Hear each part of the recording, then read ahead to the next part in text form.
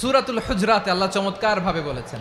সূরাতুল হুজরাতে আল্লাহ বলেন, ও দুনিয়ার মানুষেরা শোনো, তোমাদের সবাইকে সৃষ্টি করেছি এক পুরুষ এক নারী থেকে। আওয়াজ করে বলতে হবে, পুরুষটার নাম কি? এবার আওয়াজ করে বলুন, নারীটার নাম কি?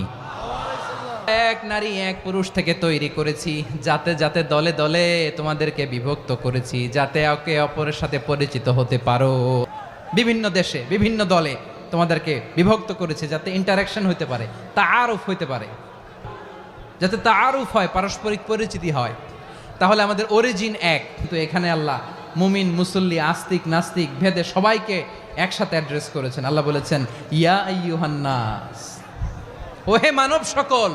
He addresses the entire human being, regardless the colors, the races, the languages, the ethnicities, and reminded us we all from one origin. চিল্লায় বলেন আল্লাহু আকবার। আল্লাহ বলেন, তোমাদের সবাইকে বানিয়েছি এক পিতা আদম, এক মাতা হাওয়া থেকে, দলে দলে গ্রামে গ্রামে ছড়িয়ে দিয়েছি, যাতে করে তোমরা পরিচিত হতে পারো। আমি আল্লাহর কাছে তোমাদের কোনো ধরনের আলাদা মর্যাদার কোনো স্ট্যান্ডার্ড নাই, একটা ছাড়া। ইন্না আক্রামাকুম ইনদাল্লাহি আতকাকুম, আমার কাছে তার মর্যাদা সব চাইতে বেশি, যার হৃদয়ে তাকওয়া থাকবে বেশি।